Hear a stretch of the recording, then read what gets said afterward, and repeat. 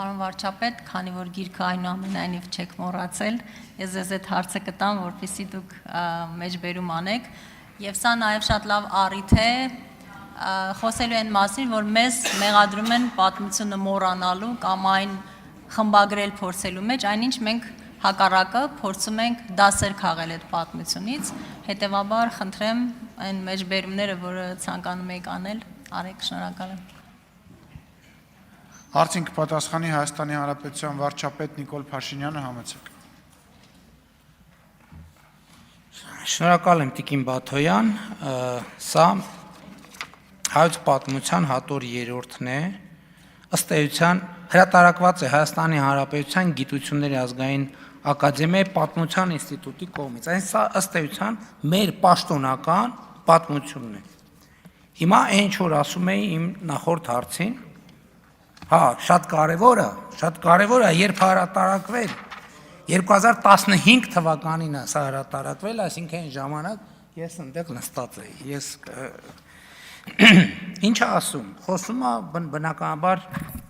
մեր պատմության մասին եւ գրքի հեղինակները հղում են անում Լեոին եւ հետեւաբար մի պարբերություն կմեջբերեմ ընդամենը ժամանակի սղության պատճառով։ Վավերագրերի եւ մտքերի համակցման կուռ տրամաբանության լեզվով նա Լեոն ներկայացնում է աշխարհի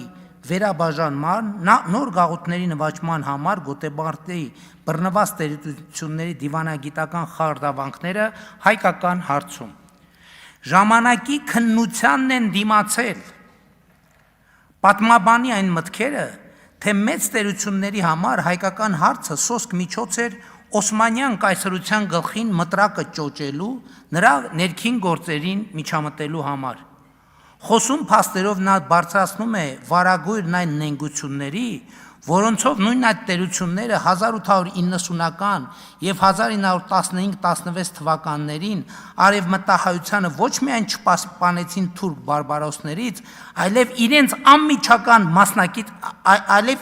անմիջական մասնակիցը դարձան 20-րդ դարի առաջին ցեղասպանության։ Հասկանում եք, սա գրած է։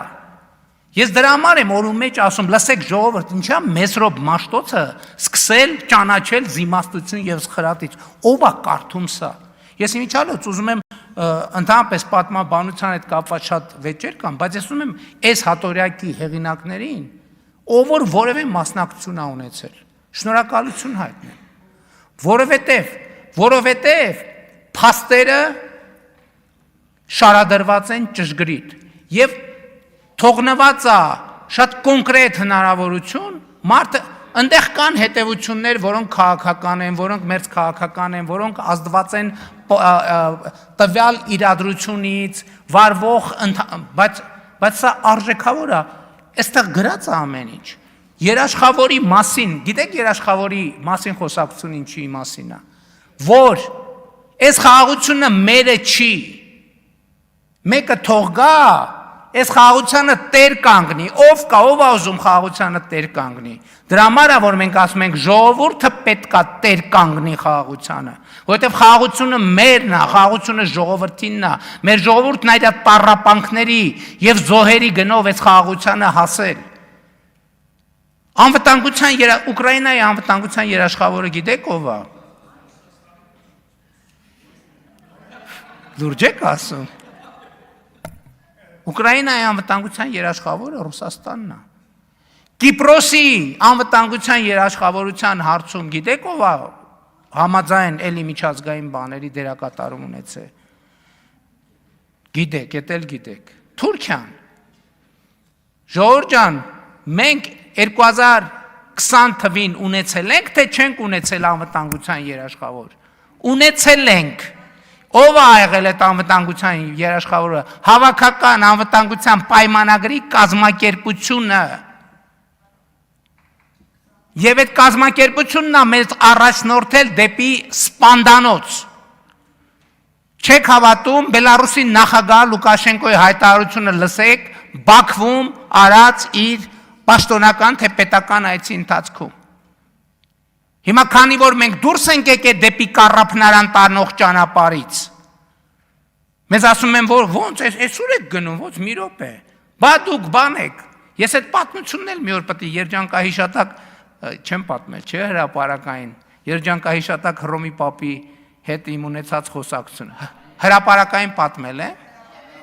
Մի օր հրապարակային էլ կպատմեմ։ Եվ խոսքը դրա մասին է, խնդրեմ արձագանքեք չնայած առանձնել։ Արձագանք Պարոն վարչապետ, սա ես կարծում շատ կարևոր է նաև մեր ապագա սերունդին եւ այսօրվա կրթություն ստացող Հենա երեխեքը միջազգային եւ հարաբերությունները երեխաներին, այո, եւ ուսանողներին այս քաղաքագիտական սկզբունքների մոտեցումների մասին դուք եք միջազգայինը։ Ինչու, որովհետեւ պարոն վարչապետ, նույնիսկ մենք երբ այստեղ հանդիպումներ ենք ունենում բաց դասի շրջանակներում, մեր փորձը ցույց է տալիս, որ ուսանողների եւ աշակերտների հետ իրենք դպրոցում, բուհերում նույնիսկ ամբողջությամբ այլ բան են սովորում եւ այլ պատկերացումներ ունեն եւ կարծում եմ իհարկե պիտի այլընտրանք ունենան առնվազն եւ այս իմաստով ես կարծում եմ որ մենք ահռելի անելիք ունենք ոչ միայն այսօր այդ գաղափարը առաջ մղելու, տարածելու, այլ նաեւ առաջիկայում ապագա սերնդի շրջանում սա լուրջ փոփոխության ենթարկելու։ Գիտեք ինչ, ես էլի նախ մեկ եկեք արձանագրենք, որ մենք բոլորս այդ նույն մտածողության կրողն ենք եղել, ժողովուրդ ջան, բոլորս։ Բայց դա հենց առաջնորդությունը, երբ որ դու հասկանում ես, որ մի բան այն չի։ Նույն Ղարաբաղի շարժման հետ կապված մենք ի վերջո չպետք է ասենք, որ Հայաստանի եւ Ղարաբաղի էլիտան Ղարաբաղի ժողովրդին Ղարաբաղում պահել է պատանդի կարգավիճակում։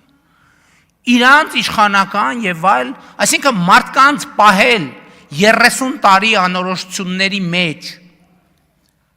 եւ որևէ դուք հասկանում եք դա ինչ է նշանակում չստեղծելով նորմալ կրթական համակարգ եւ այլն եւ այդպես շարուն ինչի իրանք Ղարաբաղին լուրջ են վերաբերվել Ղարաբաղին լուրջ են վերաբերվել ոչ լուրջ չեն վերաբերվել ես հարց եմ տվել 2018 թվին իսկ քանի հոգի է նույն Ղարաբաղից պետական միջոցներով գնացել թոփ համալսարաններում կրթություն ստացել հետ եկել։ Կարան ասեն քանի հոգի։ Մատների վրա կարելի է հաշվել էնել որոշակի բաներով, որոշակի անձնական կապերով եւ այլնով, այսպես ասած թոփ ընտանիքների թոփ ներկայացուցիչներ։ Պետք է ասենք, որ Ղարաբաղի ժողովրդին պատանդի կարգավիճակում են պահել։ Այդ նույն մարդիկ, ում հավաքական իմ անունը ասում եմ, փախածներ, հիշում եք մի անգամ ստեղ ամբյոնից ասեցի, ինչ որ գեներալների մասին են խոսում, որ ասի վախկոտ դավաճանները, այո, վախկոտ դավաճանները եւ փախած էլիտաները այս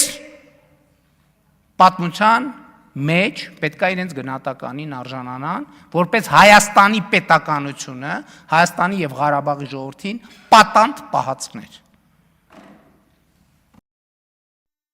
Հավանիչ տեսանյութը եւ բաժանորդագրվիչ նորությունները բաց չթողնելու համար